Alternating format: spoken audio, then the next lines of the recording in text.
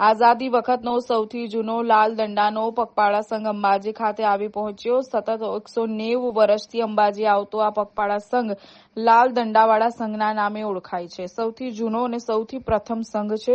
જ્યારે આ સંઘ આજે યાત્રાધામ અંબાજી પહોંચતા પ્રથમ ખોડિયાર માતાના મંદિરે માતાજીની થપ્પા લગાવ્યા હતા। આ પણ એક જૂની પરંપરા ચાલી રહી છે ને ત્યારબાદ અંબાજી મંદિરે સંઘ પહોંચતા મંદિર ટ્રસ્ટના વહીવટદાર અને જિલ્લા કલેક્ટર દ્વારા આ સંઘનું સ્વાગત કરવામાં આવ્યું હતું।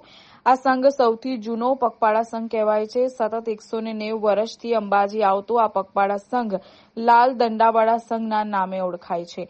લાલ દંડાવાળા પગપાળા સંઘ અંબાજી પહોંચી ખોડિયાર માતાજીની પૂજા વિધિ કર્યા બાદ માં જગત જનનીના નીજ મંદિરે પહોંચે છે। અંબાજી મંદિર પહોંચી વિધિવત રૂપે લાલ દંડાવાળા સંઘે માતાજીની પૂજા અર્ચના સાથે માતાજીના મંદિરે ધજા ચડાવે છે। કહેવાય છે કે દેશમાં પ્લેગ નામની બીમારીએ હાહાકાર મચાવ્યો હતો, ત્યારે મા અંબાને બાધા માંગવામાં આવી હતી। મા અંબાના આશીર્વાદ સ્વરૂપે બીમારીનો ખાત્મો થતા તેમણે બાધા પૂરી કરવા પગપાળા અંબાજી આવી માતાજીના આશીષ મેળવ્યા હતા। ત્યારથી સતત દર વર્ષે લાલ દંડાવાળો સંઘ પવિત્ર યાત્રાધામ અંબાજી આવે છે। ગોર કૌશિક કુમાર બાલાશંકર, આનંદી ઇન્દ્ર રમા ટ્રસ્ટ પ્રતિનિધિ તરીકે ગોર કૌશિક કુમાર બાલાશંકર। આ સંઘના 190 વર્ષે અત્યારે ચાચા ચોકમાં ઉભો છે। 190 વર્ષ પહેલા કર્ણાવતી મહાનગરની અંદર પ્લેગ નામનો રોગ ફાટી નીકળેલો હતો। તે સમયે ત્યાંના શેઠ જે નગરપતિ હટ્ટુસિંહજી હતા,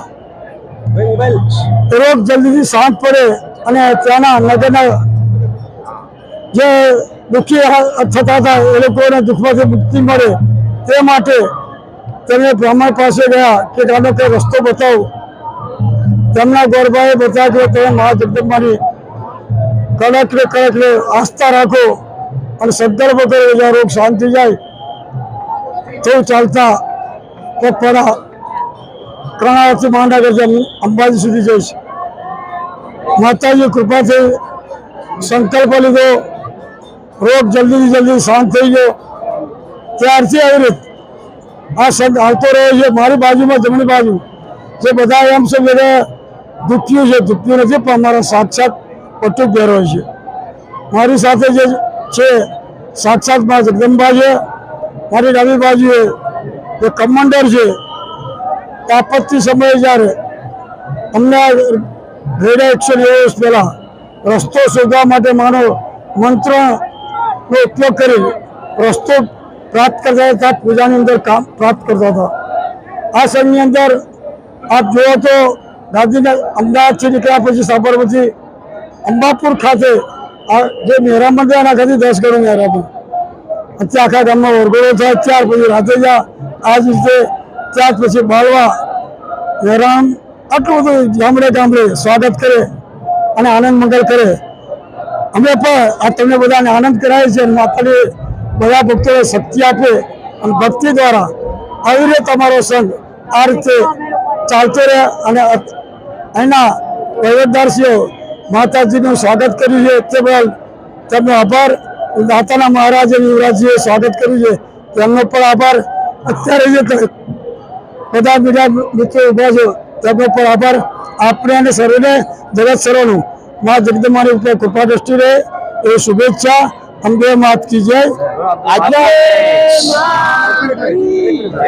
આજના યુગમાં પણ આપણે આપણો પરંપરા અને સંસ્કૃતિ જે વારસા દ્વારા મળી છે એ સાચવી રાખી છે, અન્ય લોકોને શું કહેશો? આ સંસ્કૃતિ સાચવી તો પડશે। ધર્મ હશે તો બધું હશે, ધર્મ હશે તો કશું જ નહીં હોય, બરાબર। અનિતિ જે આવશે જે આપણે જોઈ રહ્યા છીએ, અનિતિ આવશે છેલ્લે નુકસાન એટલે નાશ જ છે। એ ધર્મ થકી દેશ છે, દેશ થકી ધર્મ। આપ લોકોને જણાવું કે આજે ભાદરવી પૂનમનો ચોથો દિવસ છે અને આજે જેને કહેવાય કે જે પગપાળા ચાલતા આવતા સંઘો છે એમાં સૌથી જૂનો સંઘ એટલે કે લાલ ઝંડા સંઘ છે, જે 190 વર્ષ જૂનો સંઘ છે, જે આજે અહીંયા આવેલો છે, જેનું પોલીસ દ્વારા પણ સ્વાગત કરવામાં આવ્યું છે। હાલમાં એ લોકો એમના ગરબા બતાવીને હાલમાં ત્યારબાદ માતાજીની ધજા ચડાવે છે। તમામ સંઘોની અંદર લાલ ઝંડાનું એક આગવું સ્થાન હોય છે અને અત્યાર સુધી માતાજીએ જેવી રીતના આ ભાદરવી પૂનમના મહામેળાને ખૂબ સારી રીતે ચલાવવામાં માતાજીએ મદદ કરી છે એ જ રીતે આજે લાલ ઝંડાના પોલીસ ડિપાર્ટમેન્ટને બી એમના આશીર્વાદ લીધા છે અને લાલ ઝંડા ગ્રુપની સાથે પોલીસે બી આજે પૂરો સાથ સહકાર આપેલો છે. જય હિન્દ.